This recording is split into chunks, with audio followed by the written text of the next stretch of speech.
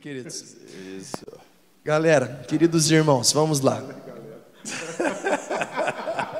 Galera no SOS. Então, ontem teve o culto de jovens, acabei. Ontem culto de jovens, aí o galera tá no arquivo. Não mudei a chavinha aqui. Agora eu mudei. Queridos irmãos, perdão. Vamos lá. Quero começar com uma notícia. A nossa primeira notícia é a seguinte: igreja vira bar em protesto contra medidas de restrição do coronavírus. Os fiéis se posicionaram sentados em mesas colocadas no interior do templo e os pastores se transformaram em garçons, levando a Bíblia em bandejas para servir os clientes. Durante a pandemia nós vimos que várias igrejas fizeram de tudo: ceia online, batismo online, igrejas oferecendo a cura do Covid, inclusive sendo investigadas pelo Ministério Público. Como a igreja pode ser igreja nesses dias? É fazendo o que a Bíblia manda a igreja fazer, sendo o que a Bíblia manda a igreja ser. O problema é, assim, a criatividade humana é algo fantástico, é algo, né, de fato, assim, sem limites, né? Mas nós precisamos entender que a criatividade, ela não pode ser solta, ela não pode ficar à vontade, né? Quando nossa confissão de fé, o próprio catecismo, né, vão falar sobre o mandamento de não criar ídolos, uma das coisas que ela vai tratar é exatamente sobre essa questão da criatividade humana. Criatividade humana é fantástica, mas ela precisa ser usada dentro de balizadores. Ela precisa ter muros, ter cercas, né? Ter limitadores, ter referenciais, porque senão a criatividade humana, ela pende para a criação do que é mal, pende para a criação do que é errado. Ela inventa formas de pecar. A criatividade humana, é por isso que quando você vai para o campo da sexualidade, para onde vai a criatividade? Daqui a pouco você tem pessoas com atração sexual para defunto, para animal, para árvore. Ou seja, isso é a criatividade humana.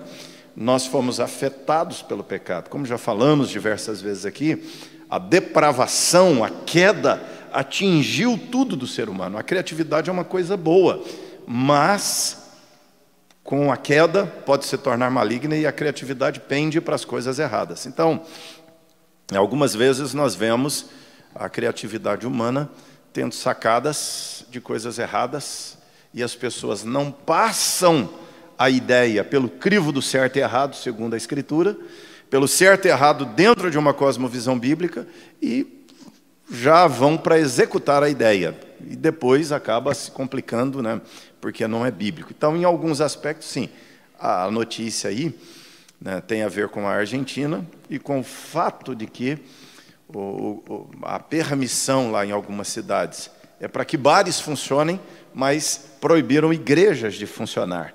Em função disso, a igreja, né, uma igreja especificamente, teve uma ideia, transformou a igreja em bar, né, e fez ali um culto em forma de boteco, de bar.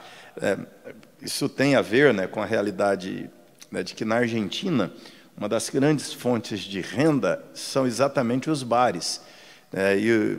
O turismo, né, o bar com tango famoso argentino, né, ou o chorizo. Então, uma das grandes bases da economia, né, lá tem a ver com a movimentação dos bares.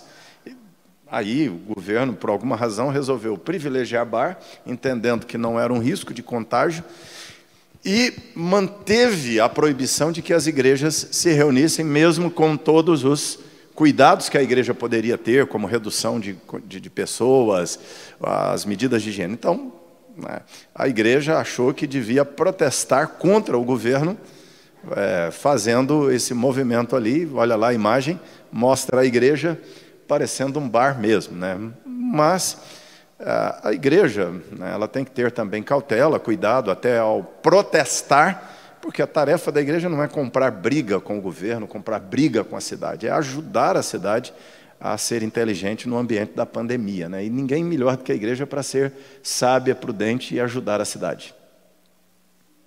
Pode continuar falando?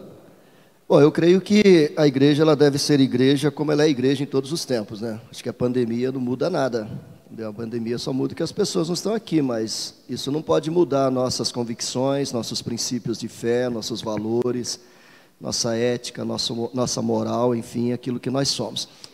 Nós temos norteadores, tanto bíblico quanto a nossa confissão de fé, nossos princípios de culto, que diz como a igreja deve proceder. E quando a gente vai para a confissão de fé, é bem sério, né? Tem uma frase que diz assim: é tão limitado, ou seja, Deus tem uma maneira de ser cultuado, de ser adorado, e é tão limitado à luz da sua palavra. A gente viu o que a criatividade humana fez, né? O mundo não começou politeísta, o mundo começou monoteísta. O politeísmo ele veio depois, ele foi se desenvolvendo na medida que as nações foram crescendo. Vocês viram a criatividade quando Moisés estava no monte. Moisés subiu, demorou a voltar, né? Estamos aqui em isolamento, sem Moisés, né? Isolados, sozinhos aqui no deserto. Vamos arrumar uma nova maneira de cultuar. Fizeram um bezerro de ouro, você viu no que deu, né? A palavra usada ali no texto, estudiosos dizem que é a primeira palavra para carnaval. Virou um verdadeiro carnaval, as pessoas estavam sem freio. Então eu creio que é um pouco de exagero, acho que não é por aí não. A igreja tem que ser igreja como sempre foi, à luz da palavra de Deus, no nosso caso, à luz da nossa confissão de fé e dos nossos princípios de liturgia. E pensando nessa questão do próprio exemplo do bezerro de ouro, aí vem uma outra questão, que é uma questão um pouquinho mais antropológica, né? Porque a gente precisa pensar que o povo de Deus ficou 400 anos no Egito, né? E eles estão num processo de libertação. Este processo de libertação é o mesmo processo que a igreja vive hoje. Nós vivemos permeados pela cultura, né? Estes modismos, eles são ídolos da cultura, são deuses falsos da cultura que invadem a igreja. E na falta de conhecimento bíblico dos pastores, eles constroem bezerros de ouro. Esse culto no boteco é um bezerro de ouro. É a mesma associação antropológica, bíblico-antropológica, né? E nós fazemos isso direto. Por exemplo, os pastores eles pensam que eles estão fazendo pontes culturais se assemelhando à cultura, e na verdade eles estão construindo bezerros de ouro e fazendo o povo adorar um Deus falso. Todo modismo é pernicioso, todo modismo cultural precisa ser combatido. Existem igrejas presbiterianas que, para se alinhar à cultura, eles cantam música do mundo no culto. Então eles cantam Titãs no culto, eles cantam Maria Rita no culto, eles cantam Maria Gadu no culto. Eles eu não estou falando nem de igrejas outras, eu estou falando de igrejas presbiterianas, né, de pastores nessa ânsia de construírem, e parece que isso virou meio que uma moda em até alguns seminários presbiterianos, essa coisa de construir pontes culturais. O sujeito faz tanto ponte com a cultura que esquece de pregar a Bíblia e abaixa o padrão da pregação, constrói uma ponte não bíblica, e aí a gente começa a ver esses absurdos. E se a gente fosse falar, gente, vamos aqui, só nós. O mundo evangélico é muito esquisito. Se eu não for, eu sou pastor presbiteriano, mas tem hora que eu vejo o mundo evangélico, eu penso, se fosse para ser isso aí, eu não ia ser crente nunca, porque ou é doido, ou é esquisito. Eu não entendo aquela bola de neve, o púlpito ser uma prancha de surf, para quê? Explica para mim para que o pastor coloca uma prancha de surf. Ele vai surfar dentro do culto? Ele precisa daquilo. É ponte cultural, né? O povo, aquela cantora que eu vou citar o nome, Priscila Alcântara, que vai no Lollapalooza. Não, mas isso é público, isso está na internet. E ele fala, não tem nada a ver o crente ir no festival do Lollapalooza e dançar e pular e tomar as biritas e sei lá fazer mais o quê, e adorar a Deus no outro culto. Aí ela faz a live dela, no momento ela canta "Pra te adorar, ó Rei dos Reis", a maior espiritualidade do mundo, vira a chave e canta uma música que não adora a Deus, uma música do mundo, e está tudo bem. Aí vira o boteco na igreja. E você quer saber? Isso ainda é pouco, tem muita esquisitice no mundo gospel. E o pastor Carlos Henrique e o pastor Amauri, na resposta, mataram a charada. Isso é bezerro de ouro e a gente tem que combater isso em nome de Jesus. Não é por aí, pastor Amauri? Por aí mesmo, né? Não é qualquer coisa que Deus aceita como culto a Ele. É isso que nós vamos ver nas Escrituras, essa tensão o tempo inteiro, o povo querendo adorar Deus do jeito que quer, e Deus dizendo, eu quero ser adorado assim. Essa tensão o tempo inteiro, todas as vezes que Israel caiu, trouxe sobre si juízo, trouxe rejeição, provocou a ira de Deus, foram esses momentos em que eles resolveram, né, fazer o bezerro de ouro, fazer a torre de Babel, né, que é quando o ser humano constrói sua torre para chegar a Deus, e não entende a cidade que Deus faz descer do céu para os seres humanos na terra. Então, há essa tensão. Deus é o Senhor, e Ele diz como quer ser adorado, e nós somos os adoradores, e nós entramos na cartilha de Deus e a seguimos. É simples assim. Benção. O pastor Carlos falou que, lembrou da situação do Egito, quando Moisés se demorou lá no monte, demorou a voltar, o povo tinha feito o bezerro de ouro. Com o passar do tempo, nós percebemos que a igreja tem essa tendência a se desviar dessa adoração instituída por Deus. A pergunta, então, é: como era na igreja primitiva, logo quando Jesus foi aos céus? Como funcionava? A igreja era uma igreja pura, uma igreja que era exatamente aquilo que Jesus queria para a sua igreja? Tinha padre, tinha pastor? Como era o louvor? Tinha bateria naquela época? A liturgia era como a nossa é hoje? Vou lá então. A gente olha um para o outro aqui. A pergunta é muito boa. Por educação, né? Por educação. Como era o culto cristão, né? Voltando aqui, o culto cristão, ele sempre foi um culto bíblico, como apontou o pastor Amauri, né? A nossa confissão de fé, ela imprime ali o princípio regulador do culto, que muitas pessoas entendem equivocadamente. Eles pensam que aquilo é o engessamento do culto e é uma preocupação excessiva com a forma, né? Hoje, principalmente nos círculos presbiterianos, o nosso maior conflito é com a forma do culto, né? Então a gente discute muito a forma. Essa última parte da sua pergunta, pastor Léo. Pode bateria, não pode bateria, pode bater palma no culto, não pode bater palma no culto.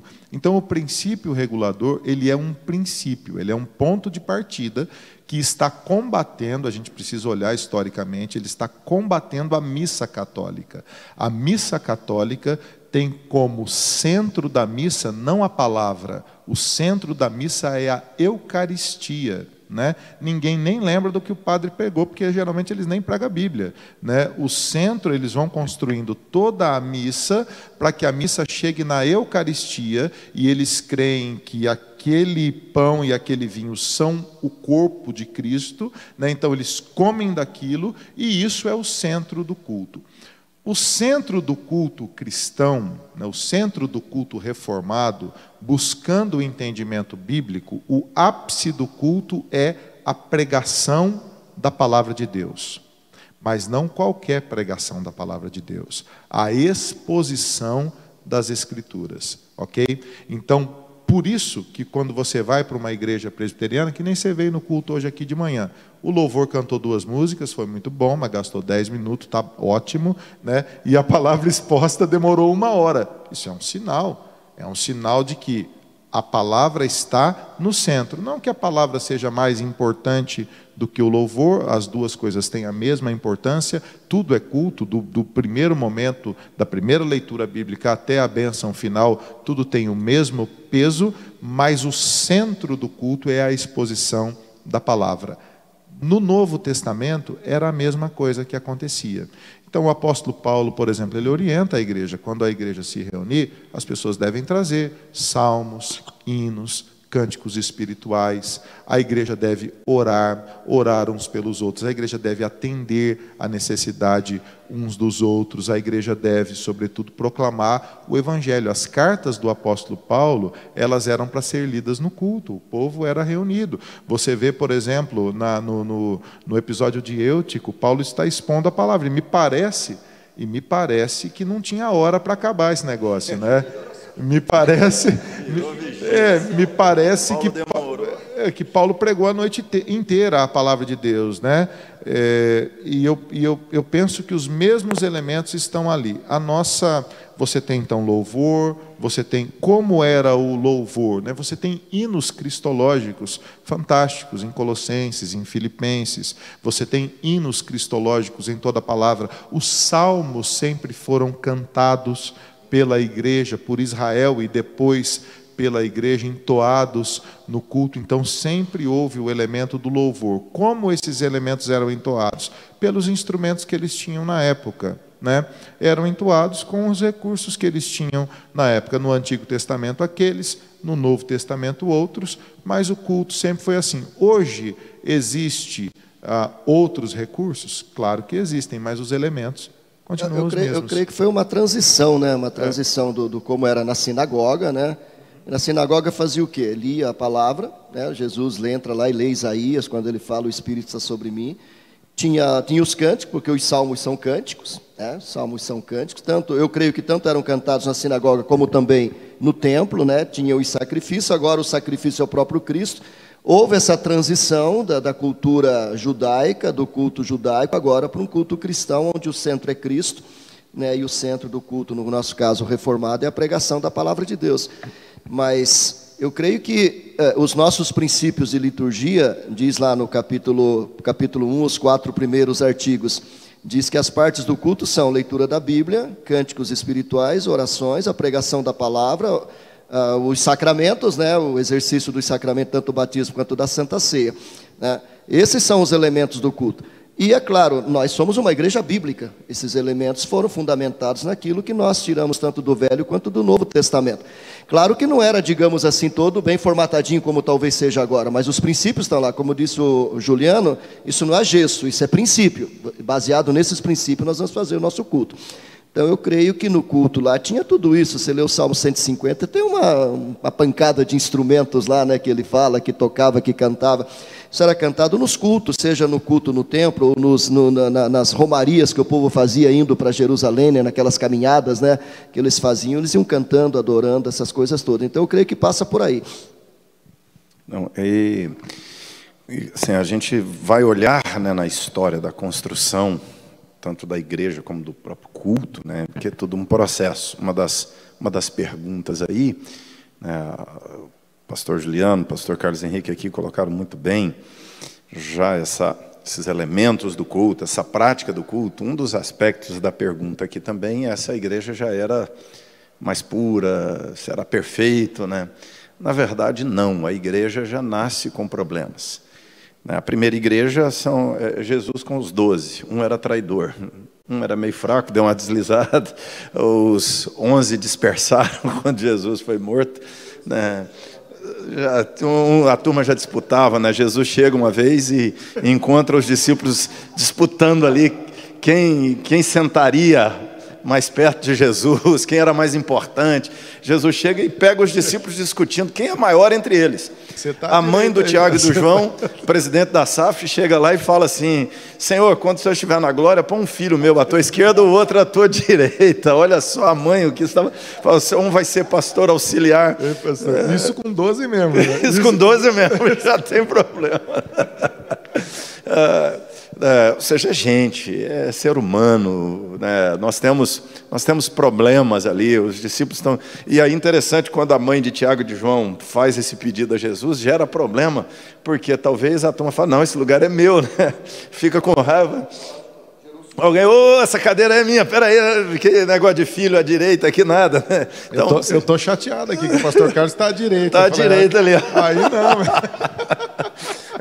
Então, assim, a gente já vai notar essas imaturidades, essas imperfeições, infantilidades do ser humano ali no corpo de discípulos de Jesus. Depois vem um Pentecoste, Jesus dá uma arranjada no coração deles, mas não resolve também todos os problemas. A igreja, logo no começo, nós vamos perceber o problema de Ananias e Safira, que mentem para se destacar, querem ser os membros que doam a maior oferta lá, que vendeu um lote e deu de oferta na igreja, eles querem aparecer, fazem isso para aparecer e não dão o dinheiro da venda do lote inteiro, mas dizem que deram. Então esse é o problema. Não é não terem dado, é usar de mentira e aí morrem por isso. Nós vamos ter o problema em Atos 6 das viúvas helênicas sendo abandonadas na hora de servir, da assistência social. Aí elege diáconos para resolver o problema. Os apóstolos têm que se dedicar à palavra e ao ensino, e aí elegem diáconos para cuidar da assistência social. Ou seja, isso é a igreja resolvendo problemas. Imaginou, na hora de servir, a viúva é judaica, então é de raiz judaica, serve primeiro. Essa aqui é meio grega, deixa para lá. Isso na igreja primitiva. E temos o problema de heresias. As cartas são escritas para combater heresias.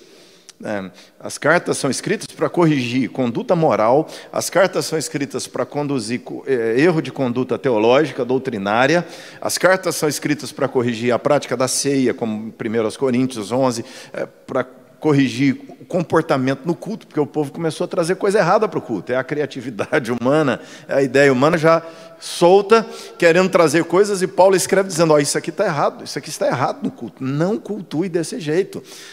Aqui você tem correção, né, do que deve ser feito, praticado na vida cristã e no culto cristão. Então, a igreja tem problemas, tem heresias querendo entrar o tempo inteiro, e a caminhada da igreja ao longo da história foi essa, lutando contra heresias que querem entrar, lutando contra práticas mundanas que querem entrar, lutando contra a cultura que quer infiltrar na igreja. Satanás basicamente fez duas coisas: perseguição, atacando, matando, prendendo, proibindo e impondo regras. O Império Romano fez isso, a imposição judaica por vezes tentou pressionar a igreja, e ao longo da história a cultura tentou pressionar a igreja.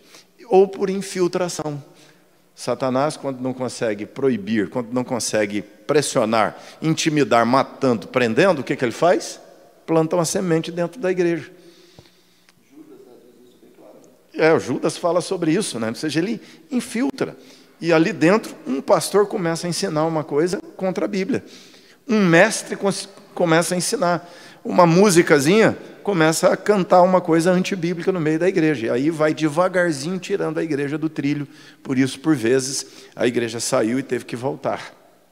Então, essa é a tensão ao longo da história da igreja.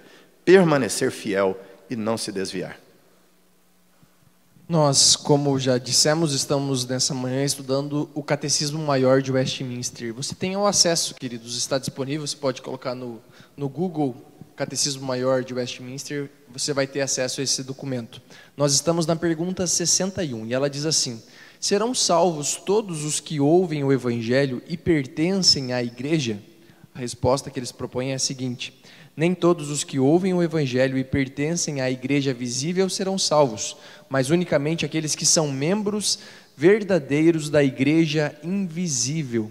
Pastor, essa é uma indireta a 500 anos atrás aos desigrejados?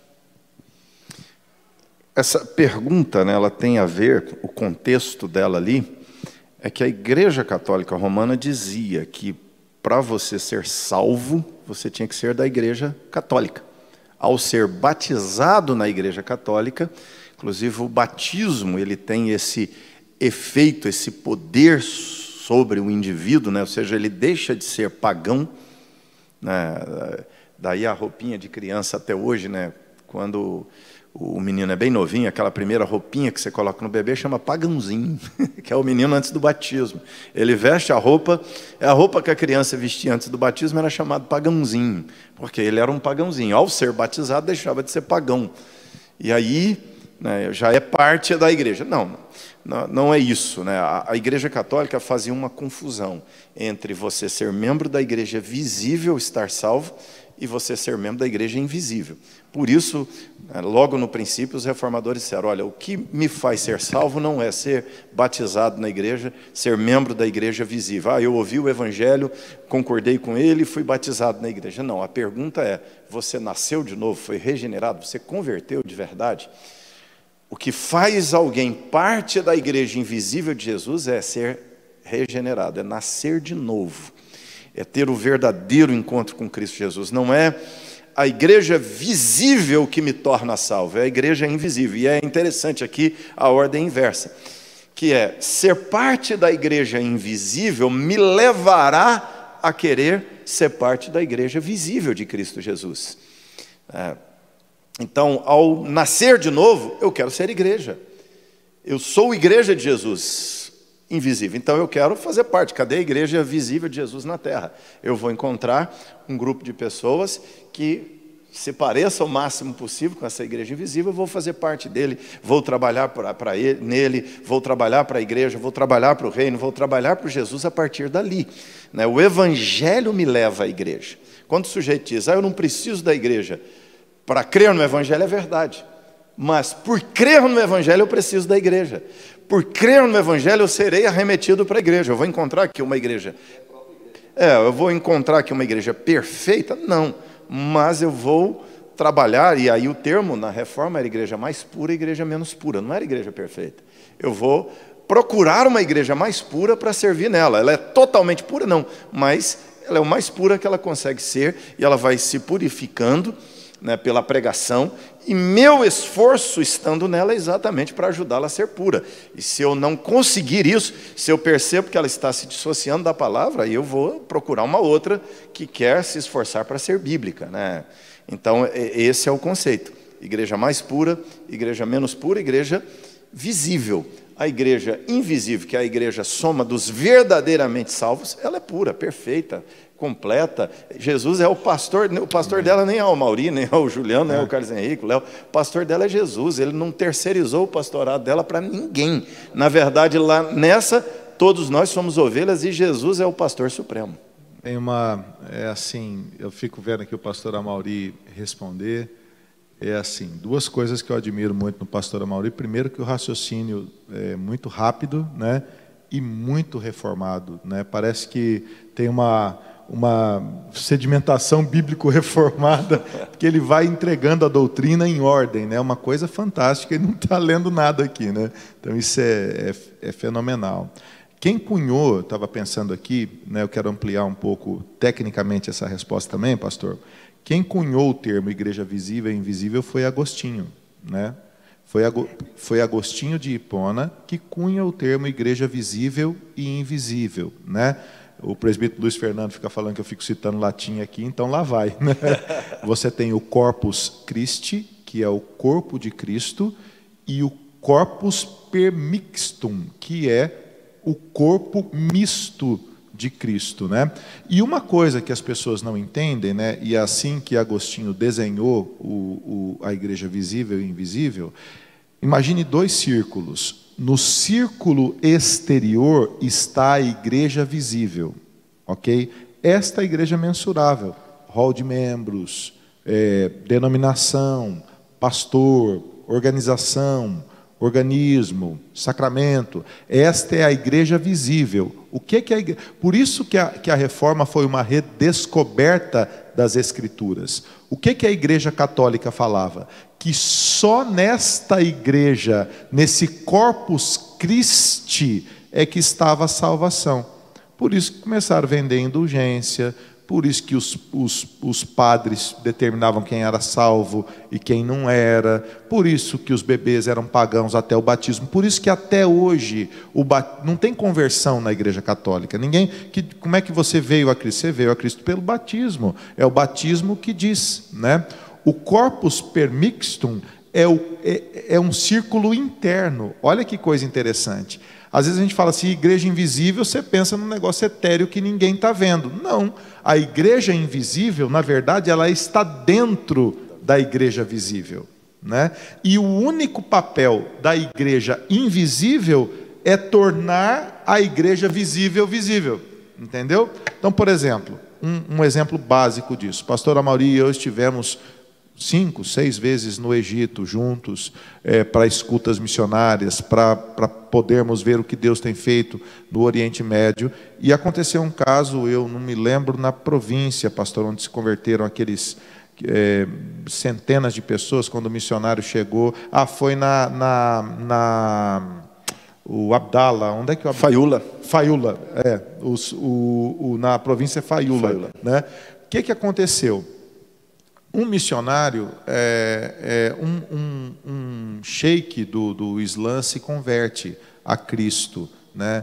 Assim, sem explicação humana lógica possível, ele crê em Cristo pelo poder da palavra de Deus, ele discipula outro com o conhecimento mínimo da palavra de Deus, e quando eles percebem... Eles resolveram estudar a Bíblia para combater.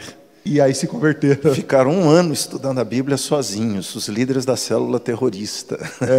E aí no final eles, olhando um para o outro, disseram: esse livro está certo e o Alcorão está errado. E eles creem em Cristo. Só que junto com eles, centenas de pessoas, né, pastor? Centenas de pessoas.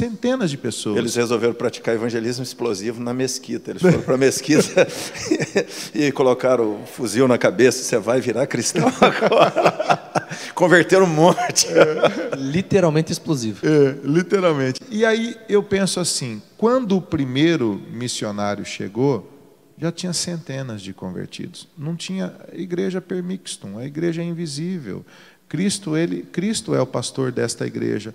Um outro caso na Algéria. A Algéria é um país proibido, e o nosso amigo Salah, ele tem, assim, pregando nas florestas, milhares de pessoas convertidas que não conta em estatística nenhuma. Esta igreja invisível, ela está dentro da igreja visível. Agora, o contrário também é perigoso e verdadeiro, porque tem muita gente que faz parte da igreja visível que não é salvo. A gente não precisa ficar separando joio de trigo, isso é papel do Senhor, mas que tem muito crente nominal, que é batizado, que toma ceia, que dá dízimo, e que não é crente coisa nenhuma, e que não é eleito coisa nenhuma. Isso também é verdade, mas a gente precisa... Essa é uma reflexão muito profunda, e que eu não sei quanto a você, pastor Amaury, pastor Carlos, mas esse paradoxo do Corpus Christi e do Corpus Permixtum, ele me humilha muito, né? Ele me faz entender que eu não sou pastor coisa nenhuma, que o pastor é Cristo e eu preciso estar a serviço desse meu pastor. Eu acho que se fosse verdade isso, né, serão salvos todos os que ouvem o evangelho, seria a coisa mais fácil do mundo, né? Só pregar o evangelho para todo mundo, a pessoa querendo ou não, ela tem que ouvir, e uma vez que ouviu, está salvo, né? Só que a gente sabe que isso não é verdade. Começa lá em Atos dos Apóstolos. Pedro prega, e a Bíblia diz que se converteram 5.000, mas tinha muito mais de 5.000 ali. Então, muito mais de 5.000 pessoas ouviram. E eles continuam pregando, e eles vão pregando por todo o Império Romano, e a conversão não se dá no número de pessoas que ouvem. 10.000 ouvem, 1.000 se converte, 15.000 ouvem, 2.000 se converte. Por quê? Porque é aquilo que a gente já ouviu, né, nas palavras do Amaury e do Juliano. A pregação, ela tem que ser ouvida, ela tem que ser recebida, e só vão acreditar, segundo a palavra de Deus, aqueles que foram predestinados para crer nela, aqueles que foram eleitos. Então, a pergunta é: serão salvos todos os que ouvem o evangelho? Claro que não. A pregação do evangelho é para salvar os que creem, os eleitos, e para condenar os não eleitos. Aquilo que a Bíblia diz, né? A minha palavra não volta vazia, lá em Isaías. Ela é pregada e ela tem o poder de transformar aqueles que Deus quer, aqueles que Deus chama, e aí é obra do Espírito Santo, e aqueles que não são salvos, eles serão condenados pela mesma palavra que foi pregada, porque eles não deram ouvidos, porque não foram transformados. E aí a resposta que já foi recebida, né? E pertence à igreja? Não, a pessoa pode nem pertencer à igreja. O ladrão da cruz, né, não pertencia à igreja nenhuma, era ladrão, bandido, e no último momento ele toma uma decisão ao lado de Jesus e ele foi para o céu, nem foi batizado, nem existia igreja católica naquela época para ser batizado. Então, percebe, foi toda uma criação que foi criada em função muito mais de política, de dinheiro, né, porque o objetivo era muito mais financeiro, o objetivo era a construção do grande templo lá da Basílica de São Pedro, em Roma, a questão aí das indulgências, essas coisas todas. Criou-se todo um medo, um pavor em cima das pessoas, né, que se você não for membro da igreja, você não é salvo. Aí vem todas essas doutrinas de salvação, né, da questão de purgatório, né, que essas coisas todas, porque se você está lá, você não é totalmente salvo, mas você é meio salvo, se você não é um crente, só os puros mesmo, os santos, né, os beatificados que vão direto para o céu. Quer dizer, toda uma invenção que não tem nenhum fundamento bíblico, nenhuma base bíblica, né? Se todo mundo que está na igreja fosse crente, cara, esse país já teria sido transformado. A gente tem aí estatísticas dizendo que nós temos 30, 40 milhões de cristãos no Brasil, será? Se 11, né, foram revolucionários, o Império Romano, 30 milhões não conseguem revolucionar o Brasil. A gente tem um monte de presbiteriano, batista, metodista, assembleiano, pentecostal, neopentecostal, mas cristão mesmo, que são poucos. Mas aí cabe ao Espírito Santo dizer quem é e quem não é, né? E a nós analisar a nossa vida, né, para ver se a gente é de Cristo ou não. É isso que Paulo diz, né? Cada um examine-se para ver se está no corpo ou não. Bênção. Eliane Alves, nossa querida irmã, ela pergunta: o cantor evangélico Kleber Lucas pregou em um terreno de Umbanda e disse não haver problema, pois a palavra foi ministrada. Foi a atitude correta? Há um limite até onde o cristão pode ir para pregar? Olha, eu me excluo. Me incluo fora. Me inclui fora dessa. Assim, a gente tem que ter uma cautela, né, até em onde nós vamos para pregar, mesmo que eu vá para pregar. Eu já fui 2 vezes pregar em um centro. Uma vez foi para um evangelismo mesmo. Eu perguntei para o sujeito se eu podia ir lá conversar com ele, ele disse que podia, eu fui. E uma vez preguei dentro de um centro enganado, né, que foi uma irmã que convidou para fazer um culto na casa de uma vizinha e eu não sabia que lá era um centro. Fui lá, fiz o culto, descobri à medida que fui pregando. E até interessante, né? Uma semana depois, a dona daquele centro contou para a gente que o espírito, ela fez lá um negócio e o espírito não baixou. Quando baixou, quebrou o centro. E achou ruim com ela que tinha sido feito aquele culto e espancou, uma pessoa incorporou um demônio, espancou a mulher e o centro fechou. E ela converteu. Dona Preta acabou se tornando depois evangélica, hoje já é falecida. Mas interessante, né? Eu fui lá porque a irmã chamou para fazer um culto. Agora, assim, ir ao centro pregar não é o problema. O problema é se eu estou indo para uma relação de sincretismo, se eu estou indo lá para legitimar aquilo que se faz lá. Esse é o problema. Quando vou a um lugar como crente, tudo bem, eu vou ali em missão. Paulo pregava nas sinagogas, Paulo foi em diversos lugares para pregação. Agora, em Coríntios, quando Paulo condena o cristão ir ao templo dos ídolos, aos templos pagãos, e lá a polêmica é a questão de comida sacrificada a ídolo, que era, os cristãos iam aos festivais pagãos comer a comida sacrificada ao ídolo. E Paulo vai explicar, qual é o problema? O problema é que o cristão vai comer a comida sacrificada ao ídolo e vai pegar um demônio? Não, o problema é a associação. O problema é ir lá e aquela minha ida significar aprovar aquilo que se faz lá. Eu não sei o que esse cantor foi fazer, ou o que ele pregou lá no centro, onde foi. Mas, assim, tudo que nós sabemos é por reportagem, e aqui eu tenho que ter um cuidado para não emitir um juízo precipitado sobre ele, mas tudo que se viu, né, tudo que eu li na reportagem ele foi lá para dizer que aquilo lá é bom. Ele foi lá para dizer que aquilo lá não é errado. Ele foi lá para dizer, olha, aqui é um lugar onde Deus está também e tal. Ou seja, lá, naquele lugar é um lugar que pratica um culto politeísta. Aquele lugar é um lugar que pratica uma crença em diversos deuses.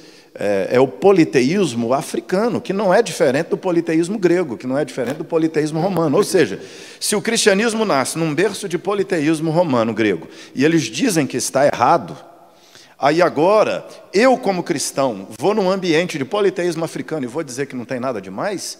Eu sou traidor daquele cristianismo que os cristãos morreram por dizer que aquilo estava errado.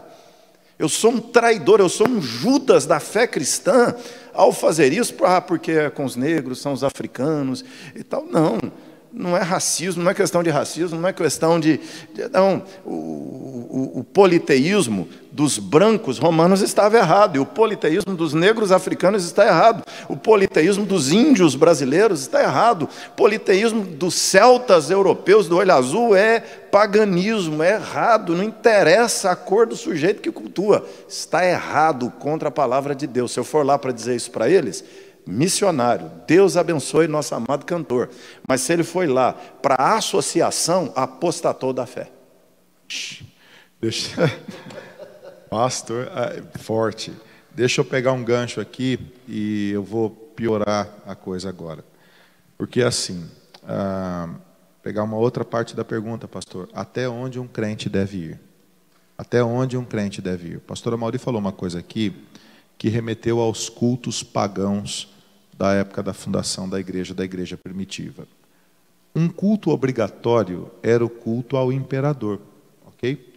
O culto ao imperador, ele tinha 3 partes, tá? Era um culto anual, o Império Romano, a Pax Romana, permitia que você tivesse qualquer religião que fosse, não era importante para ele, desde que você pagasse impostos, mas uma vez por ano, principalmente imperadores vaidosos como Adriano, Domiciano e outros, eles exigiam a preço da morte da pessoa, que a pessoa participasse do culto ao imperador. E o culto tinha 3 partes. A primeira parte, uma parte suave, que era uma cerimônia, ok? Em segundo lugar, eles iam para um lugar de refeição, e esta refeição era feita a partir dos sacrifícios que haviam sido feitos anteriormente, então era uma refeição religiosa, e aí embriaguez, bebedeira e tudo mais, e aí tinha a parte 3 do culto, que era a parte da orgia. Aí, meu amigo, ninguém era mais de ninguém. Eles iam para o sexo grupal e a coisa era daí para lá, e isso era um culto. Era um culto praticado em Éfeso, era um culto praticado em Corinto, nas cidades neocoros, as cidades que tinham os templos ao imperador. Os crentes, no começo, eles não iam para o culto ao imperador. E por isso começaram a serem perseguidos, e por isso eles perdiam dinheiro, e por isso eles tinham o comércio fechado, e por isso eles eram mortos, e porque eles rechaçavam o culto ao imperador. Mas quando João escreve ao Apocalipse, ele está escrevendo para uma igreja que afrouxou. Ele está dizendo que ali tem crentes que eles estão... Aí os crentes começam, não, eu vou, mas eu só vou na primeira parte. Eu vou, mas eu só vou na hora que começar a comida, eu vou embora. Aí tinha outros crentes que falavam, não, eu vou nos 2. Eu vou na primeira parte, vou almoçar, não tem problema, que é sacrificado aos ídolos. Na hora que a turma começar a tirar a roupa, eu vou embora.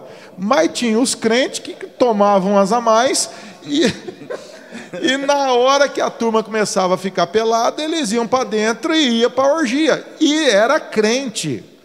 Beleza, até onde um crente deve ir hoje? Vamos trazer para o mundo de hoje. Ô, gente, tem festa de casamento de crente que eu vou hoje, que eu fico com vergonha.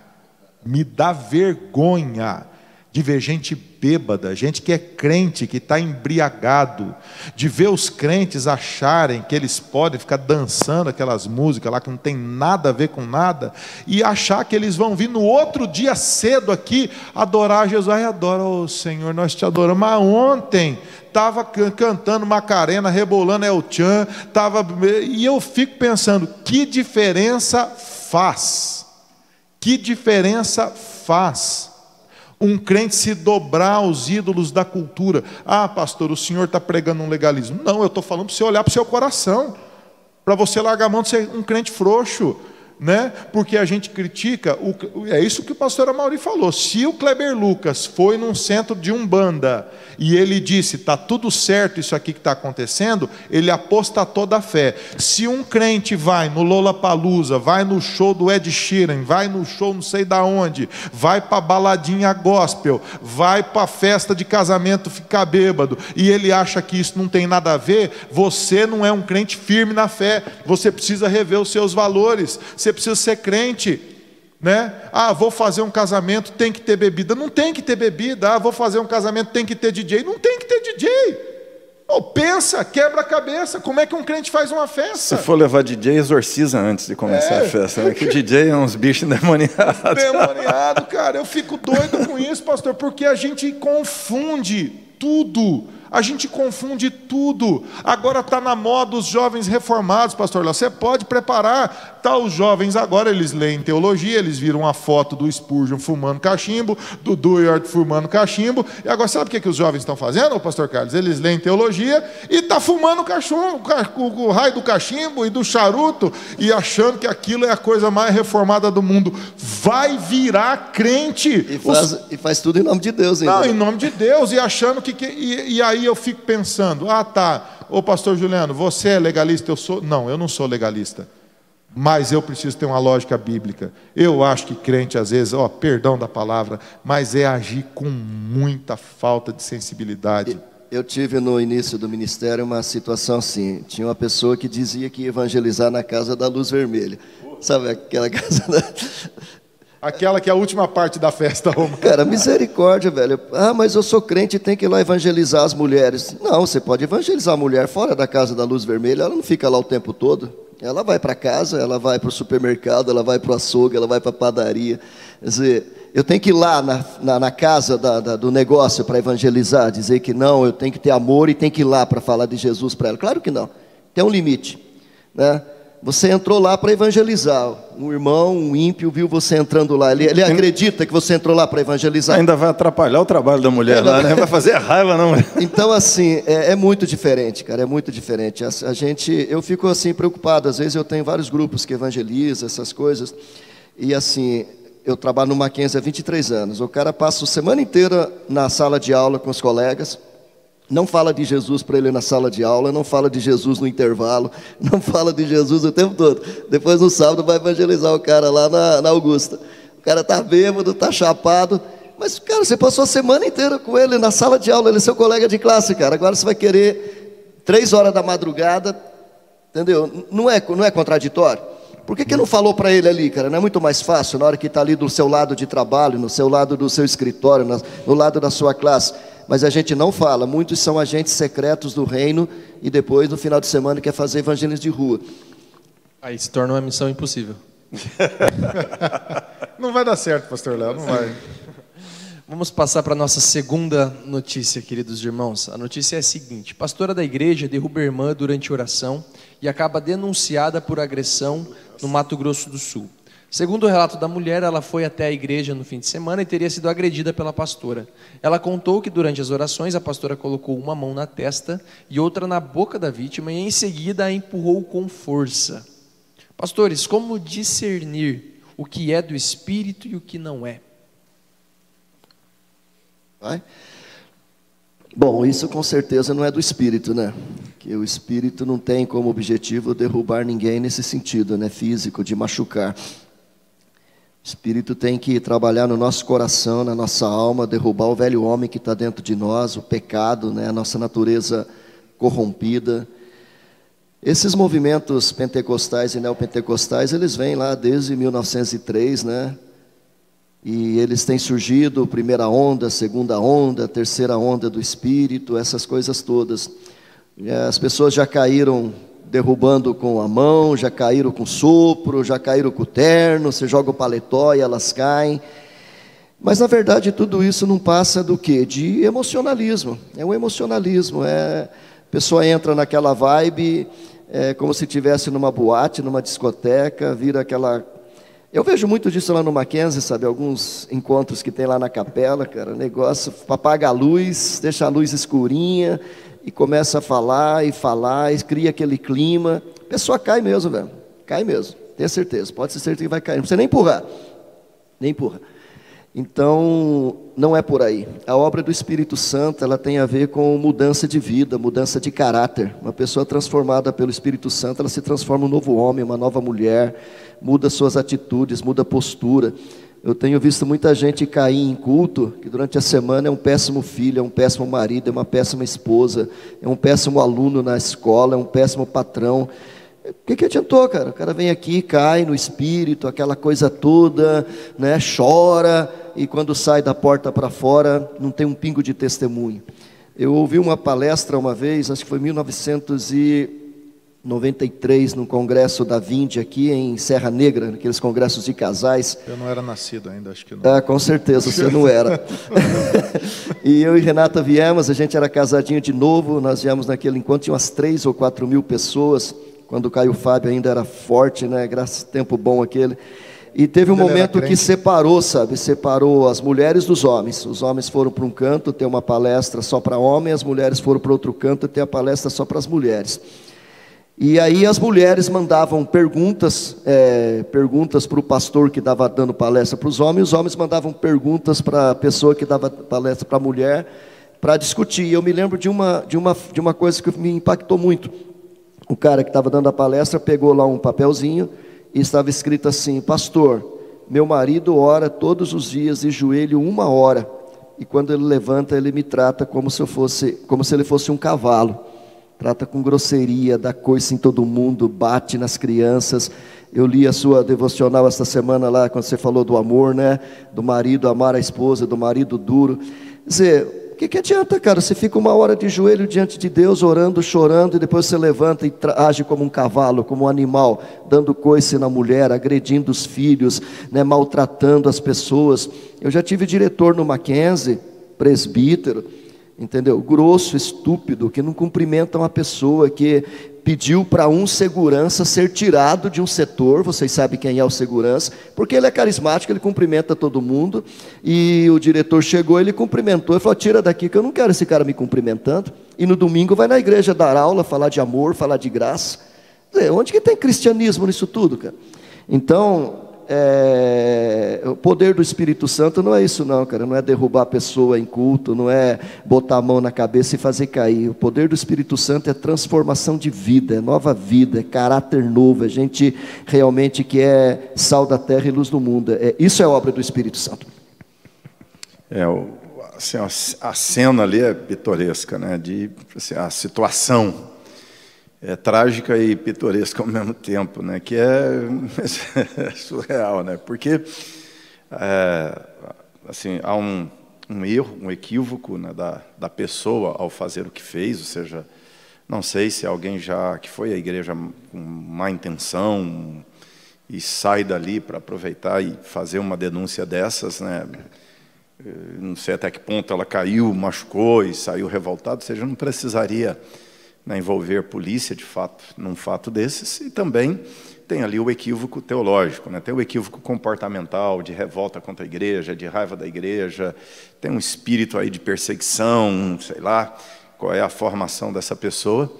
E ao ir à polícia, está agindo também, de certa forma, com má fé.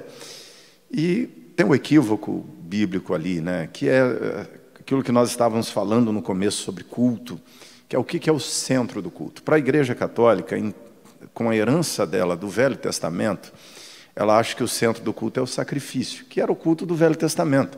Basicamente, o ápice do culto do Velho Testamento era o animalzinho sendo oferecido no altar, o sangue derramado sendo aspergido sobre as pessoas, né, para a purificação dos pecados.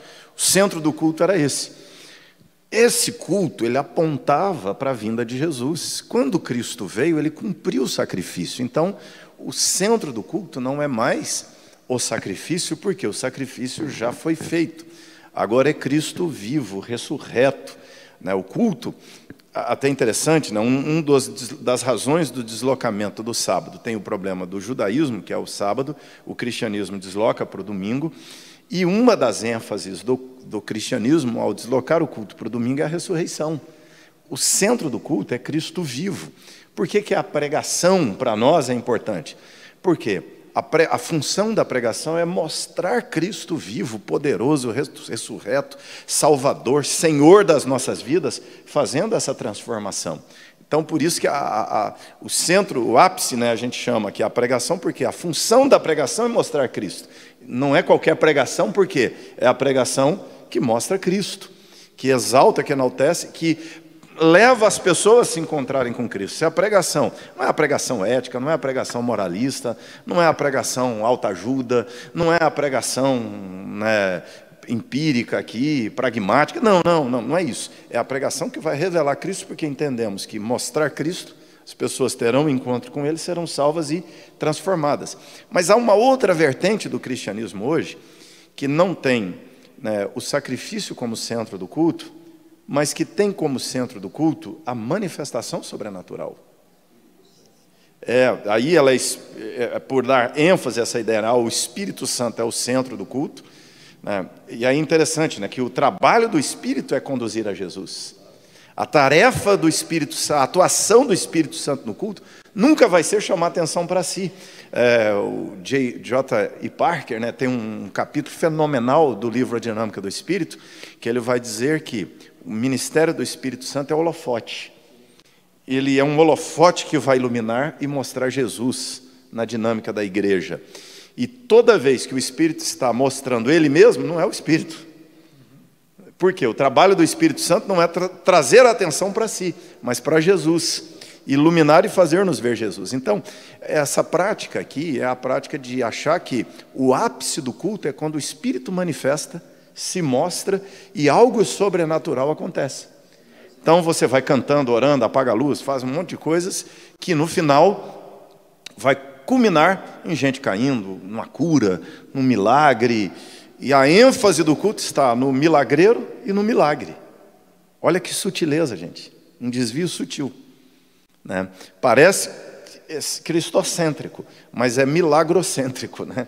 E aí quando o milagre não acontece, o mágico, ele produz um milagre. Ou seja, aqui nós temos um fenômeno, que é a troca do profeta para o mágico. O profeta é mago, o pregador é mago. Pierre Bourdieu, vamos lá, na sociologia, né? Caiu aqui, na sociologia. Pierre Bourdieu vai tratar sobre isso, essa transição. O pastor tem agora a obrigação de ser um mago. Ele tem que produzir milagre, ele tem que produzir algo que impressione, que encante as pessoas. Ele vai fazer isso com tecnologia, ele vai fazer isso com pirotecnia, ele vai fazer isso com manipulação psicológica, com simulações, e aí tem que derrubar as pessoas. O jeito de explicar lá no final o fracasso é esse, né? Então, isso é muito perigoso. Isso é uma distorção do culto, gente. Perigosíssimo. Quando eu era mais jovem um pouco, né, eu pastoreava nessa época em Boston e levei os jovens da igreja para um parque de diversão, né, que chama Six Flags. E o Six Flags é famoso porque ele tem as maiores montanhas russas do mundo. E aí eu sempre fui medroso. Eu tenho medo de descer essa escada de 3 degraus aqui. Eu não gosto muito de altura, né? Mas eu fui na fila e fui para a montanha-russa, porque afinal estava conduzindo o grupo, e eu fui na montanha-russa, pastor Amor, que saía a 200 e poucos por hora e dava a volta e vinha aquele negócio. Umas 5 vezes eu entreguei minha vida para Jesus naquela montanha-russa. Falei, eu morri. Quando terminou a montanha-russa, eu estava tão apavorado, eu estava com 30 adolescentes. Pastor Léo, eu reuni os 30 adolescentes, eu falei, vocês tentam não morrer no parque, vai aí, passeia, nós vamos encontrar aqui às 5 da tarde, eu preciso deitar. Eu fiquei igual aquela música, né? Eu deitei no banco da praça e eu passei o dia deitado, passando mal por causa daquela experiência, ok? O que acontece? Os parques de diversão, o mundo hoje, ele é voltado para a experiência. Ok? Então o sujeito ele vai num culto desse aqui porque ele vai consumir a experiência, ele quer consumir a experiência. Hoje é tudo muito sensorial, né? Você pega aquele negócio do Descende que aconteceu agora, é totalmente sensorial, é o tempo todo gerando sentimentos nas pessoas, né?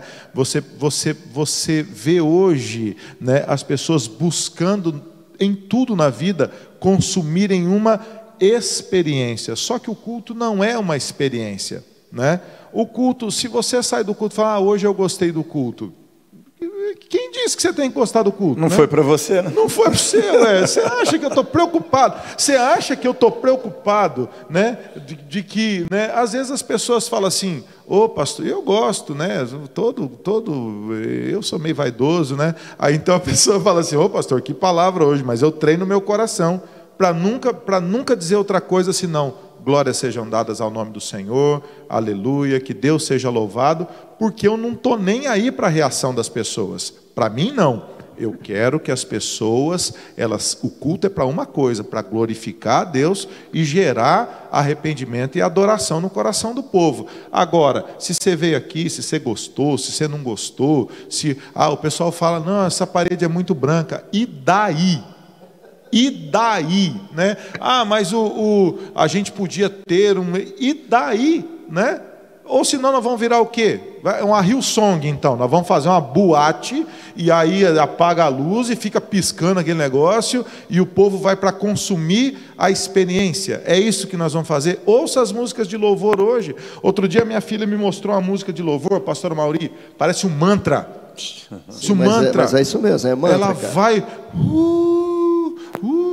E aí eu falei... É conduzido, tem um cara na frente conduzindo, vai conduzindo, 10 minutos, 15 minutos. Rapaz, eu tive umas vigílias no Mackenzie, que eu levei umas bandas lá, que os caras tocavam 40 minutos uma música. E vai. Deus amado, cara, a hora que acabava, eu falava, glória a Deus, nunca mais você volta aqui, velho.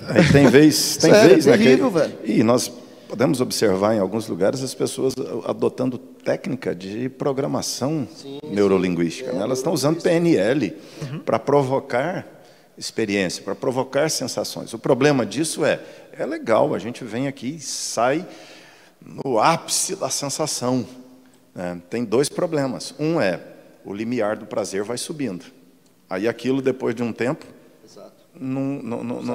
não satisfaz mais. Isso é vício. O segundo problema, isso não transforma a vida de ninguém. É como o pastor Carlos falou aqui há pouco, o sujeito ora uma hora, levanta e bate na mulher.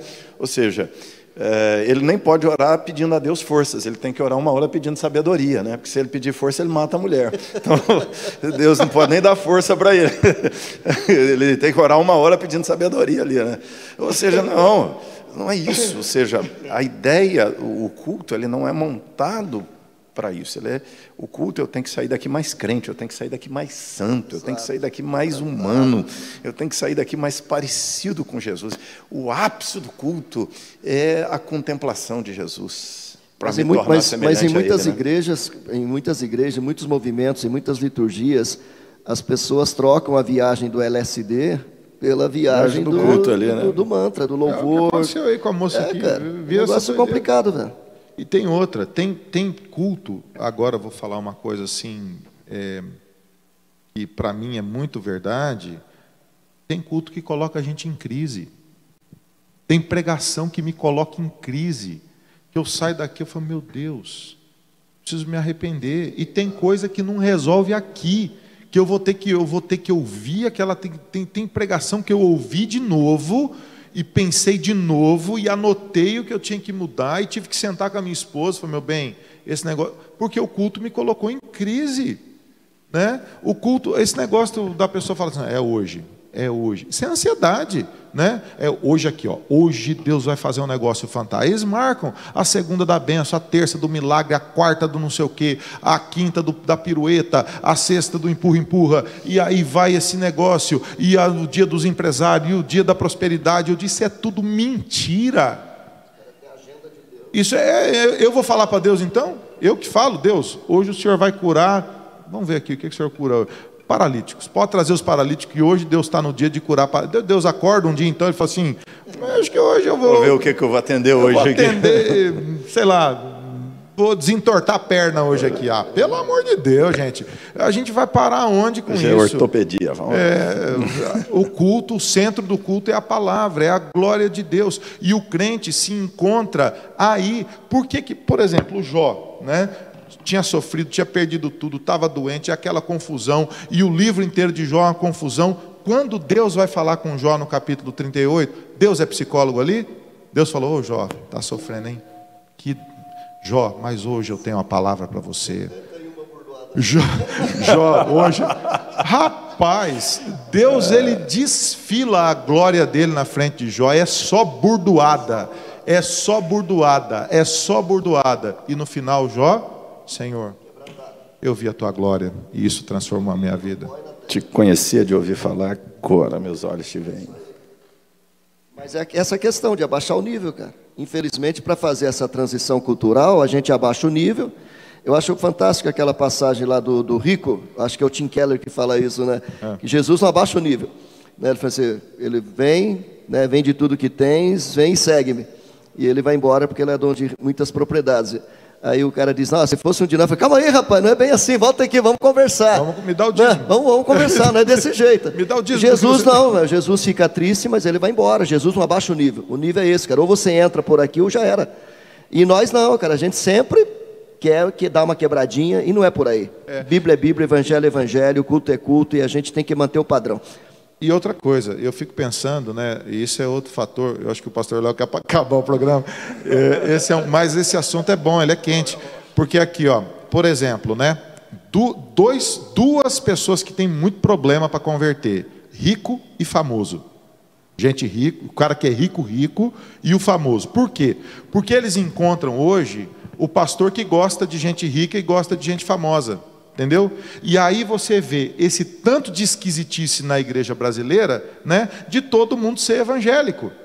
O cara não tem transformação de vida, não tem mudança de vida, ele continua sendo um rico desonesto, ele não é mudado, porque tem falso pastor pregando um evangelho falso e dizendo, pode continuar, continua sendo assim porque Jesus te ama, você é tão maravilhoso, está cheio de jogador de futebol. E pastor usa muito isso hoje, pega o pastor de futebol, põe do lado dele, bomba a rede social dele, e aí fica dizendo, esse aqui é meu melhor amigo, e tirando foto junto, e indo viajar junto, e não sei o que lá, e o cara continua sendo um safado, e não tem a vida transformada, e não tem a vida mudada, porque não há confrontação. É isso que você falou, pastor Carlos, o evangelho não baixa o nível. Quer ser crente? Você quer ser crente de verdade? Começa se arrependendo, começa por aí, né? Essa igreja não vende a indulgência, né? Vende o próprio pastor. O pastor se vende. O pastor exatamente, vira o personal pastor. Tá cheio disso, tem vende mais do que vende dureza isso. Queridos, nós estamos chegando ao fim do nosso programa e antes de terminar eu quero salientar uma coisa. Todas as perguntas que são feitas aqui, eu passo no mínimo 5 minutos antes para os nossos pastores. Os nossos pastores, então, vocês percebem como são bênção de Jesus para as nossas vidas. Essas perguntas aqui são extremamente profundas, perguntas que demandam muito estudo, mas graças a Deus os nossos pastores têm sido bênção para todos nós que temos acompanhado. Quero agradecer a sua participação, a sua presença, a sua audiência, que Jesus esteja abençoando a sua casa neste dia. Muito obrigado mais uma vez por nos acompanhar. Quero pedir mais uma vez que você se inscreva no nosso novo canal do Que Palavra. O link será postado agora no nosso chat, você pode clicar ali, se inscrever. Eu estava olhando ali, a gente já está quase batendo 100 inscritos. Faça isso, nos ajude, que você seja bênção, tanto para as pessoas que estão no seu convívio, como também daquelas que estão no seu convívio digital. Que Jesus abençoe a sua casa. Eu sou o pastor Léo, você pode me encontrar nas redes sociais como Leonardo Tobias. Que Jesus te abençoe.